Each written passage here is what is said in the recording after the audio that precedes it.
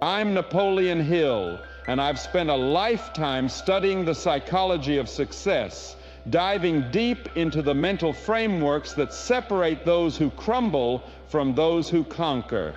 Let me guide you through a transformative approach, rooted in neuro-linguistic programming and cognitive psychology that will empower you to move through life as if nothing can touch your inner peace. This is about claiming the driver's seat of your destiny, using scientifically grounded strategies to become a force of calm, focused power. Life bombards you with noise, people's judgments, daily irritations, setbacks that hit like a sucker punch. Most folks let this chaos hijack their emotions, turning them into puppets of circumstance. But the truly powerful, they've cracked the code of emotional detachment, not by shutting off feelings, but by mastering their locus of control. Imagine a storm raging around you, yet you stand firm, your mind a fortress of clarity. This is what it means to act as if nothing phases you. Psychologically, it's about decoupling your emotional state from external triggers. When you let the world's ups and downs dictate your mood, you surrender your agency, becoming a slave to stimuli. But when you train your brain to observe rather than react, you tap into what psychologists call self-efficacy, the belief that you and you alone steer your ship. Think of historical giants like Lincoln or Edison. They didn't waste energy on every critic or setback. Their power lay in their ability to stay anchored, projecting a presence that commanded respect without a single word. You can cultivate this by practicing cognitive reframing. When a challenge hits, pause and ask, does this truly threaten my long-term vision? Most often the answer is no. This simple act rewires your neural pathways, strengthening your prefrontal cortex to prioritize logic over emotional impulse. Now imagine someone lobs an insult your way in a crowded room. The knee-jerk response, anger, defensiveness, stems from your amygdala hijacking your brain, flooding it with fight or flight hormones. But what if you smile, nod, and walk away? That's not weakness. It's a power move rooted in emotional regulation. By refusing to engage, you disrupt the aggressor's expectation of a reaction, leaving them off balance. This is a classic NLP technique, pattern interruption. You break the script they anticipated, shifting the power dynamic in your favor. The same applies to failures. Most people spiral into rumination, their minds looping over what went wrong, draining their mental resources. But those who've mastered detachment use a process called cognitive distancing. They view setbacks as data points, not personal defeats. Picture a CEO whose deal falls through. Instead of wallowing, they analyze, adjust, and move forward, their self-concept untouched.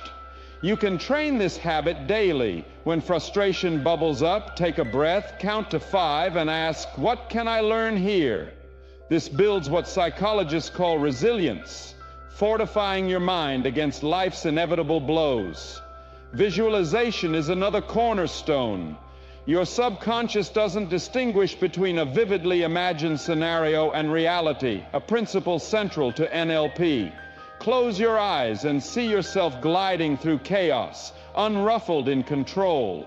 Picture the smirk of a critic or the sting of a rejection, and imagine yourself responding with calm certainty.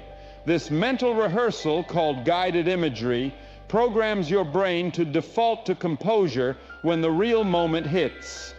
Over time, you become what you visualize, an enigma whose unshakable calm leaves others wondering, how do they do it? This isn't just positive thinking, it's a deliberate rewiring of your neural associations, aligning your self-image with strength and poise. Combine this with daily micro-habits. Pause before responding to an email that irks you, or take a moment to breathe when traffic grinds your gears. These small acts of self-control compound, building what researchers call emotional granularity, the ability to navigate complex feelings without being ruled by them. Let's talk about the myth of caring about everything. Society conditions you to believe your worth hinges on others' approval, but that's a trap rooted in social conditioning. The truth? Most of what consumes your mental energy, gossip, slights, fleeting embarrassments, fades into irrelevance. Mastering mindful indifference is like installing a mental filter, a process psychologists call selective attention. You decide what deserves your focus. Next time you're stewing over a comment, ask, will this matter in 5 years? If not, let it go. This isn't apathy. It's strategic prioritization, a hallmark of high achievers. Consider a leader like Steve Jobs. He didn't waste energy on detractors. He channeled it into his vision. This focus stems from a clear internal locus of evaluation. Your self-worth comes from within, not from external validation. Practice this by setting a daily intention.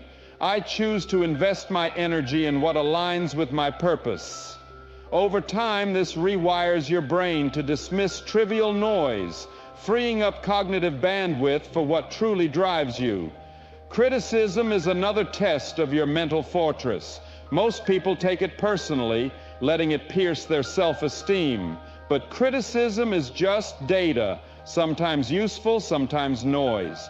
The key is to filter it through a lens of rational analysis, a technique called cognitive appraisal. If it's constructive from someone with expertise, absorb it to grow. If it's destructive, born of envy or ignorance, discard it. Imagine a sculptor chiseling a masterpiece while onlookers jeer. Does he stop? Number he trusts his vision, you can do the same. When criticism lands, pause and ask, does this come from someone whose judgment I respect? If not, let it roll off. This habit, rooted in emotional intelligence, preserves your mental clarity and keeps you anchored in your purpose. Under pressure, most crack because they resist reality, clinging to how things should be. The unshakable, though, embrace uncertainty. A mindset psychologists call cognitive flexibility. They expect obstacles so they're never blindsided. Picture a general on the battlefield, calm amidst chaos. He doesn't wish for an easy fight, he plans for resistance. You can train this by reframing pressure as a challenge, not a threat. When stress hits, slow your breathing, a technique called box breathing, and focus on what you can control. This activates your parasympathetic nervous system, calming your body and sharpening your mind. Over time, you'll see pressure not as a burden, but as a chance to flex your discipline, making you a strategist in a world of reactors. Letting go of what you can't control is liberation. Clinging to outcomes, expecting the promotion, the apology, the perfect day, sets you up for suffering. Psychologists call this the illusion of control, a cognitive bias that fuels frustration. Instead, adopt a mindset of radical acceptance, like a river flowing around rocks. You can't control the rock, but you can control your flow. When something doesn't go your way, ask, can I change this? If not, redirect your energy. This practice, called cognitive diffusion, detaches your self-worth from external results, freeing you to focus on what's in your grasp. Start small. Let go of annoyance at a delayed flight or a rude remark. Notice how it feels to release that mental grip. Over time, this builds a resilience that makes you untouchable. Silence is your secret weapon. In a world obsessed with noise, holding back gives you leverage. NLP calls this strategic ambiguity. By saying less, you reveal less, forcing others to fill the void. Picture a negotiation. You stay quiet after an offer, letting the silence stretch. The other side squirms, overthinks, and often sweetens the deal. Or when someone provokes you, a pause instead of a retort disarms them. This isn't passivity, it's control.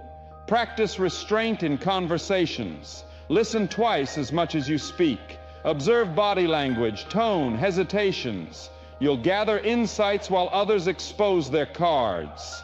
Silence, paired with intention, makes your words land like thunder when you choose to speak. Your mind is your greatest asset, but it's also a battlefield. Every doubt, fear, or impulse is a test of your mental discipline. The strongest don't avoid negative thoughts. They master them through what psychologists call metacognition, thinking about your thinking. Build habits like gratitude to counter negativity or journaling to process emotions without acting on them. These practices strengthen your mental resilience, much like lifting weights builds muscle. Start your day with 5 minutes of meditation to sharpen focus, or commit to one hard task to train discipline. These small wins stack up, forging a mind that doesn't flinch at adversity. Finally, move in silence. The loudest in the room are often the least secure, craving validation through noise. True power doesn't announce itself, it acts. Think of innovators like Elon Musk, who let results speak louder than promises. Keep your plans close, your progress quiet. This isn't about secrecy, it's about strategy.